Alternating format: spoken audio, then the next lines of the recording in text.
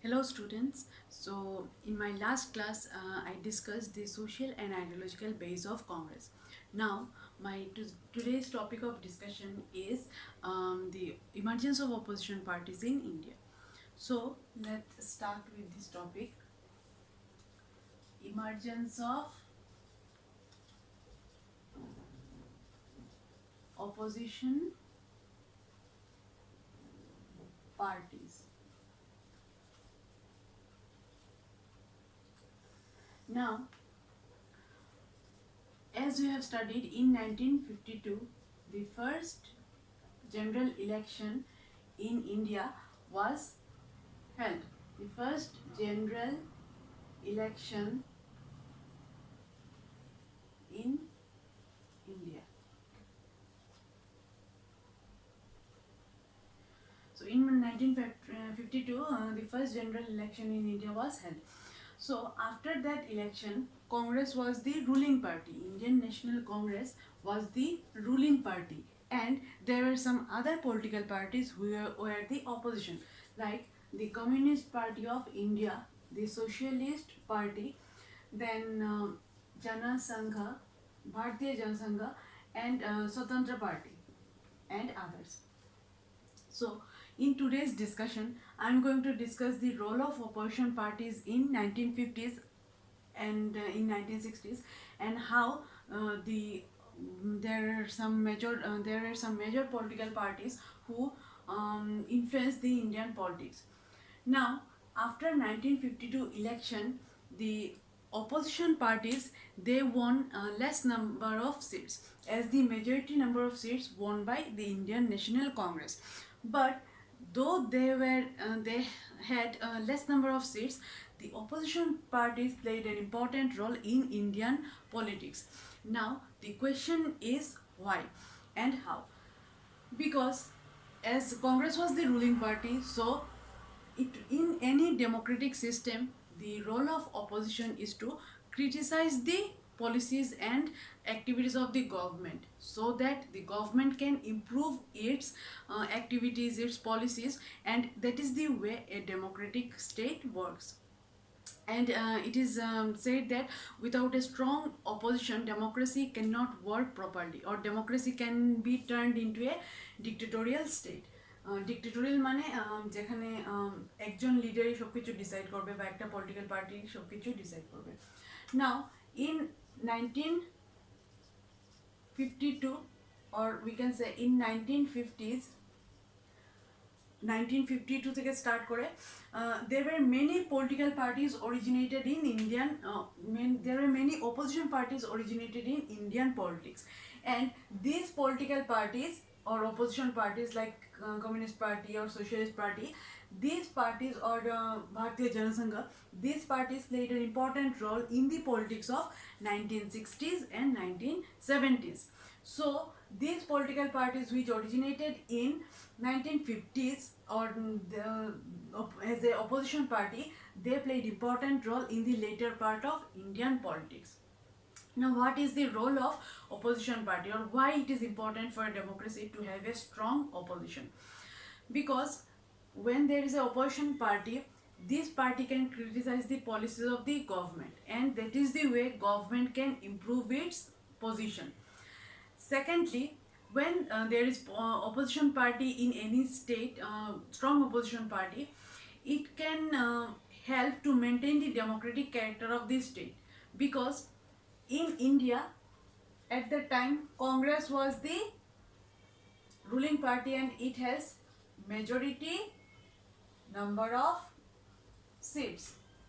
And that period between 1952 to 1967, this period was called one party dominant system, because of Congress, because of the fact that Congress won majority of seats.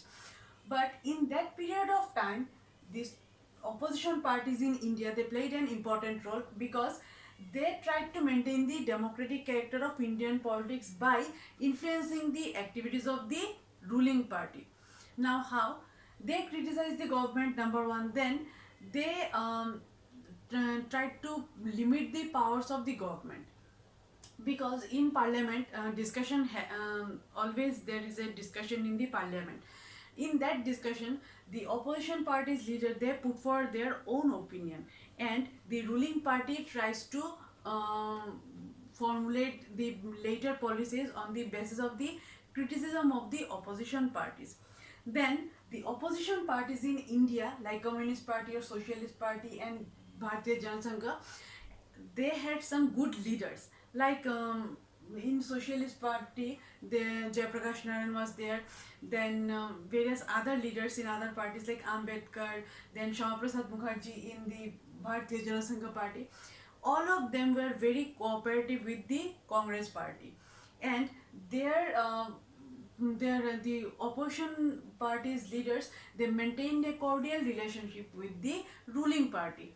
They all of them have their own opinions, but in spite of that kind of opposing views, they always try to maintain a balance between their opinions and the democratic character of Indian politics.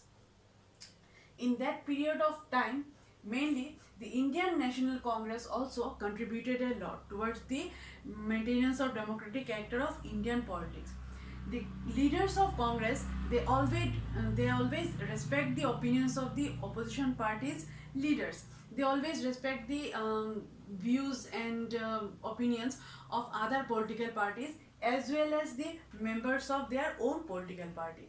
And the principle of tolerance and the principle of accommodation, as I discussed in my last class, also help the Congress party to maintain a good relationship with the other political parties.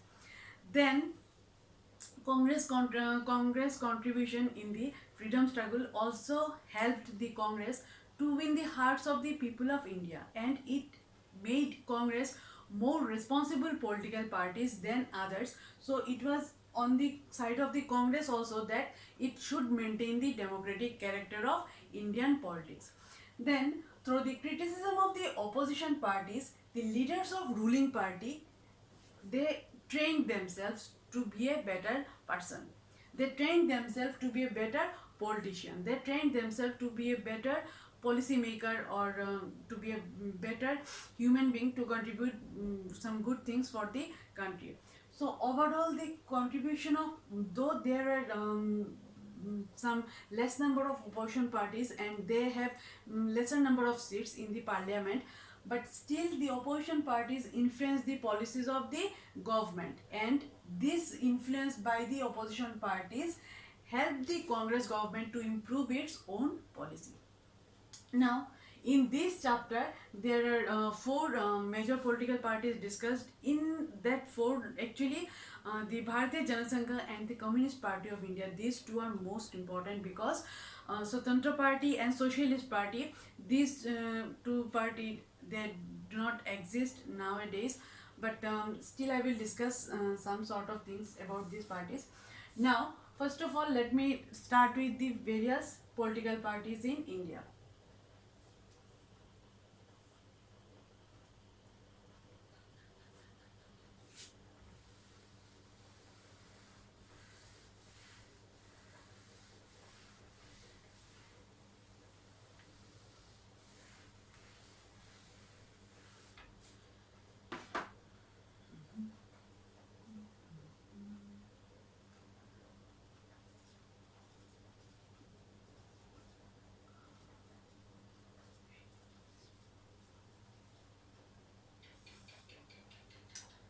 So, first one is the Socialist Party.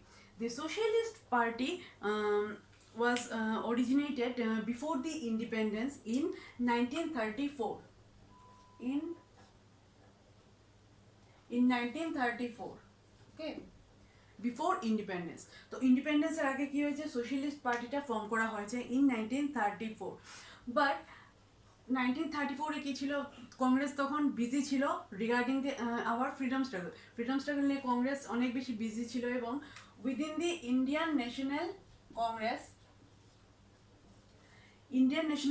অর্থাৎ কংগ্রেস পার্টির মধ্যেই একটা group হয়ে গেল যারা socialist party form করলো in 1934। But at that time Congress was busy with the freedom struggle, and after 1947 Congress কি decide করলো যে পার্টিতে ডুয়েল মেম্বারশিপ অ্যালাউড হবে না, মানে একজন পার্সন কংগ্রেসের মেম্বারও হবে আবার সোশ্যালিস্ট পার্টিরও মেম্বার হবে, সেটা পসিবল না।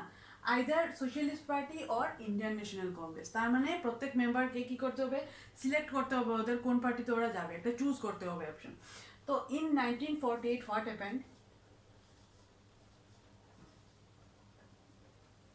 1948-এ কি হলো, সোশ্যালিস্ট পার্টিটা কংগ্রেস থেকে আলাদা হয়ে গেল এবং সেপারেট পার্টি ওরা ফর্ম করলো ইন 1948। তো সোশ্যালিস্ট পার্টির মেইন আইডিওলজি কি ছিল, অ্যাজ দি নেমই সাজেস্ট সোশ্যালিস্ট, ওরা কি করতো, ডেমোক্রেটিক সোশ্যালিজমকে ওরা সাপোর্ট করতো। ডেমোক্রেটিক সোশ্যালিজমে মেইনলি কি ফোকাস করা হয় যে প্রত্যেক পলিটিক্যাল পার্টি বা ওদের মেইন মোটিভ কি থাকে যে সোসাইটিতে যারা ওয়ার্কার্স বা লেবারার্স আছে ওদের রাইটসটাকে যাতে প্রোটেক্ট করা হয় বা সোসাইটিতে ইকুয়ালিটি থাকবে। দ্যাট মিনস ওরা ক্যাপিটালিজমের এগেনস্টে। কংগ্রেস সেই সময় কি করতো, ক্যাপিটালিজমকে সাপোর্ট করতো। ক্যাপিটালিজমে কি বলা হয় যে পার্টিকুলার কিছু মানুষরা কি করবে, এন্টায়ার ইকোনমিকে কন্ট্রোল করবে। বাট সোশ্যালিজমে কি করা বলা হয় যে গভর্নমেন্ট অর্থাৎ পাবলিক ওনারশিপ, অর্থাৎ গভর্নমেন্ট কি করবে, এন্টায়ার ইকোনমিক সিস্টেমটাকে চালাবে এবং সেখানে প্রপার্টিকে ডিভাইড করে কোনো ডিসক্রিমিনেশন হবে না, all are equal in the eyes of government. তো সবাই কি, সবার সমান ইকুয়াল রাইটস থাকবে প্রপার্টিতে এবং সোসাইটিতে সবাই ইকুয়াল থাকবে। আপার ক্লাস লোয়ার ক্লাস, মানে ইকোনমিকের টার্মে বলতে গেলে যে upper class middle class lower class এইভাবে কোনো ডিভিশন থাকবে না, সবাই ইকুয়াল থাকবে। বাট ক্যাপিটালিজমে কি হয়, একটা পার্টিকুলার গ্রুপের কাছে পাওয়ারটা থেকে যায়। তো সোশ্যালিস্ট পার্টির মেইন মোটিভ ছিল যাতে সোসাইটির মধ্যে ইকুয়ালিটি থাকে এবং মেইনলি লেবারার্স বা ওয়ার্কিং ক্লাস পিপল যারা, ওদেরকে যাতে ডিসক্রিমিনেট না করা হয় এবং ওদেরকে যাতে ইকুয়াল রাইটস দেওয়া হয় just like other political parties. তো ওদের এই মেইন আইডিওলজি, যার জন্য ওদের সাথে কি হয়, কংগ্রেসের স্প্লিট লেগে যায়। এটাই ছিল মেইনলি সোশ্যালিস্ট পার্টি ফর্ম হওয়ার মেইন রিজন, কারণ ওরা সোশ্যালিজমকে সাপোর্ট করতো এবং কংগ্রেস ক্যাপিটালিজম সাপোর্ট করতো। বাট আফটার 1955 কি হলো, after 1955 Congress also started supporting the socialist pattern society. Congress কি করতে স্টার্ট করলো, সোশ্যালিজমকে সাপোর্ট করতে স্টার্ট করলো। তোমাদের পরের চ্যাপ্টারগুলোতে ডিসকাস করবো যে ইন্ডিয়াতে অ্যাকচুয়ালি সোশ্যালিজম আর ক্যাপিটালিজমের মিক্সড যে ফর্ম সেটা অ্যাডপ্ট করা হয়েছে। তো যখন কংগ্রেস সোশ্যালিজম সাপোর্ট করতে স্টার্ট করলো তখন কি হলো, আলটিমেটলি সোশ্যালিস্ট পার্টির যে একটা পপুলারিটি ছিল সেটা ডাউন হতে স্টার্ট করলো এবং আলটিমেটলি এই পলিটিক্যাল পার্টি এক্সিস্ট করলো না। পার্টিটা কি হয়ে গেলো, ভেনিশ হয়ে গেলো, মানে ইন্ডিয়ান পলিটিক্সে তেমন স্ট্রং একটা ইম্প্যাক্ট ফেলতে পারলো না সোশ্যালিস্ট পার্টি। তো সোশ্যালিস্ট পার্টি স্প্লিট, মানে স্প্লিট যেমন ধরো বিভিন্ন পলিটিক্যাল পার্টি ডিভাইড হয়ে যায় এবং অনেকগুলো স্মল পার্টিতে গ্রুপসে ওরা নিউ পার্টি ফর্ম করে নেয়। তো সোশ্যালিস্ট পার্টি অনেকভাবে, যেমন কিষান মজদুর, প্রজা পার্টি, এভাবে অনেকগুলো পলিটিক্যাল পার্টিতে ডিভাইড হয়ে যায়। এট প্রেজেন্ট আমরা কি দেখতে পারি, যেমন সমাজবাদী পার্টি, জনতা দল, এই পলিটিক্যাল পার্টিগুলোকে এট প্রেজেন্ট যেগুলো পার্টি আমরা দেখতে পাই ইন্ডিয়ান পলিটিক্সে, এই পার্টিগুলো মেইনলি সোশ্যালিস্ট পার্টিকেই ফলো করে ওরা পার্টিগুলো ফর্ম করা হয় পরের দিকে এবং সোশ্যালিস্ট আইডিওলজি ওরা মেইনলি ফলো করে। তো এই ছিল সোশ্যালিস্ট পার্টি একটা ওভারঅল আইডিয়া। তোমাদের টেক্সট বুকে ideology, then formation of the political party, then splits divided ওয়েতে আছে। মেইনলি ফরমেশনটা দেখবে প্লাস আইডিওলজিটা দেখবে, আইডিওলজি ইম্পর্টেন্ট আছে এবং এক্সামে কোয়েশ্চেন আসে যে কোন পার্টি কবে ফর্ম হয়েছিল, কে ফর্ম করেছিল, এই টাইপের কোয়েশ্চেন এসে যায়। তো this was a brief idea about the Socialist Party. Now the Communist Party of India.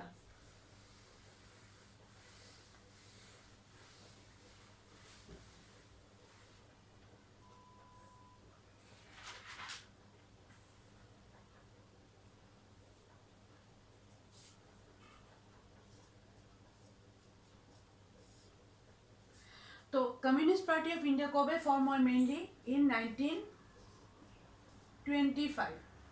তো কমিউনিস্ট পার্টি যে ওরাও কি করতো, সোশ্যালিজমকে সাপোর্ট করতো এবং এটাই ছিল কংগ্রেসের সাথে ওদের মানে অপোজিং ভিউজ, যেটা ভিউ ওরা অপোজ করতো সেটার মেইন রিজন।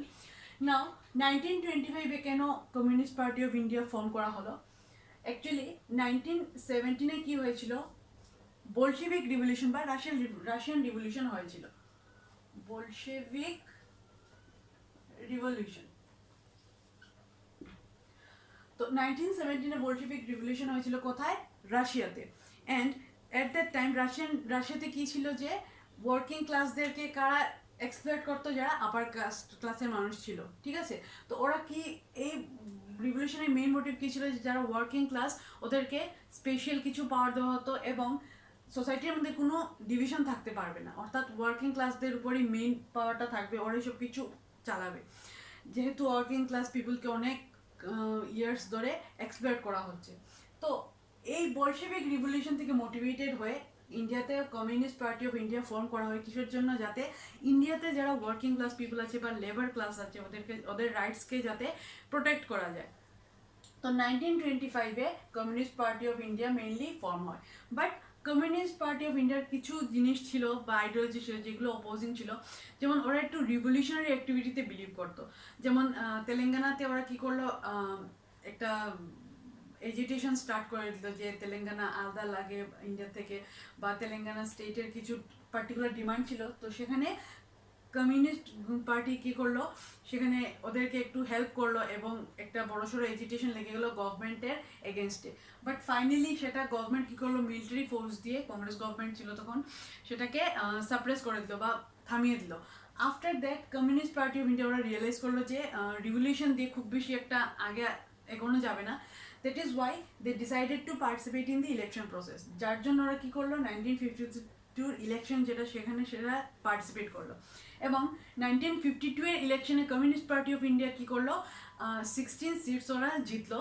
অ্যান্ড 1957-এর ইলেকশনে ওরা কী করলো, কেরালাতে গভর্নমেন্ট ফর্ম করলো। লাস্ট আমি Congress dominance in Indian general election ওইটাতে পড়েছিলাম যে 1957-এ কেরালাতে কংগ্রেস জিততে পারেনি এবং সেখানে গভর্নমেন্ট ফর্ম করেছিল কমিউনিস্ট পার্টি অফ ইন্ডিয়া। তো গভর্নমেন্ট ফর্ম করার পর কী হলো, কেরালাতে 1957-এ ওরা গভর্নমেন্ট ফর্ম করলো এবং 1959-এ কংগ্রেস কী করলো, আর্টিকেল 356 লাগু করে দিল বা সেটাকে ইমপ্লিমেন্ট করলো। এই জায়গাতে আর্টিকেল 356 কি বলে যে স্টেট ইমার্জেন্সি, অর্থাৎ স্টেট ইমার্জেন্সি ইম্পোজ করা মানে কি, লাস্ট ইয়ার তোমরা পেয়েছিলে আই থিঙ্ক প্রেসিডেন্ট চ্যাপ্টার যে ছিল সেখানে প্রেসিডেন্টের পাওয়ার থাকে, অর্থাৎ স্টেটটা কি প্রেসিডেন্ট ডাইরেক্টলি স্টেটের অ্যাডমিনিস্ট্রেশনটা নিজেই হ্যান্ডেল করবেন এবং স্টেট গভর্নমেন্ট তখন ফল করবে। তো এই আর্টিকেল ইউজ করে কংগ্রেস গভর্নমেন্ট কি করেছিল, কেরালাতে সেটা ইম্পোজ করেছিল এবং তখন কমিউনিস্ট পার্টি অফ ইন্ডিয়ার কমিউনিস্ট গভর্নমেন্টটা ফল করলো এবং প্রেসিডেন্ট সেখানে প্রেসিডেন্সিয়াল রুলটা ইম্পোজ করলেন। তো এই ছিল মেইন ওদের কমিউনিস্ট পার্টির যে আইডিওলজি বা ইন্ডিয়ান পলিটিক্স ওদের স্ট্যান্ড। নাও পরের দিকে কী হলো, কমিউনিস্ট পার্টিতে স্প্লিট হয়ে গেল ইন 1964, ওদের মধ্যে স্প্লিট হয়ে গেল আইডিওলজিক্যাল ডিফারেন্সেসের জন্য। কি হলো, কমিউনিস্ট পার্টির দুটো পার্টে ডিভাইড হয়ে গেল। একটা পার্টি কি থাকলো, communist party of India, and আরেকটা পার্টি কি হলো, communist party of India M, that means Marxist. তো এই যে communist party of India M, ওরা কি করে, মেইনলি ওরা চায়নার যে আইডিওলজি কমিউনিস্ট আইডিওলজি সেটাকে ওরা ফলো করে। And communist party of India যেটা সেটা ওরা কি করে, রাশিয়ান যে আইডিওলজি আছে কমিউনিস্ট আইডিওলজি সেটাকে ওরা ফলো করে। তো এই দুটোর মধ্যে একটা বেসিক ডিফারেন্স হলো ওরা স্ট্রিক্টলি কমিউনিজম একদম পিওর কমিউনিজমটা ফলো করে, বাট চায়না কি করে কমিউনিজম প্লাস ক্যাপিটালিজমকে কিছুটা ফলো করে। ওরা ওয়ার্কিং ক্লাসের উপর মেইনলি জোর দিয়েছিল, বাট চায়না কি করলো, টাইমের সাথে ওরা বুঝতে পারলো চাইনিজ গভর্নমেন্ট যে শুধু ওয়ার্কিং ক্লাসের উপর ফোকাস করলেই হবে না, যেমন ফরেন ট্রেডও ইম্পর্ট্যান্ট একটা কান্ট্রির ইকোনমির জন্য। ওরা মেইনলি উইদিন কান্ট্রি যেগুলো ট্রেড সেগুলোতেই বেশি ফোকাস করতো।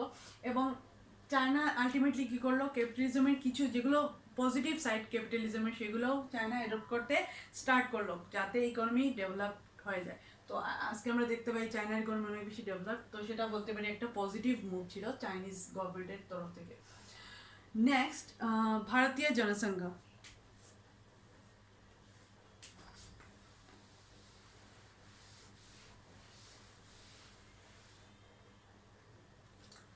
তো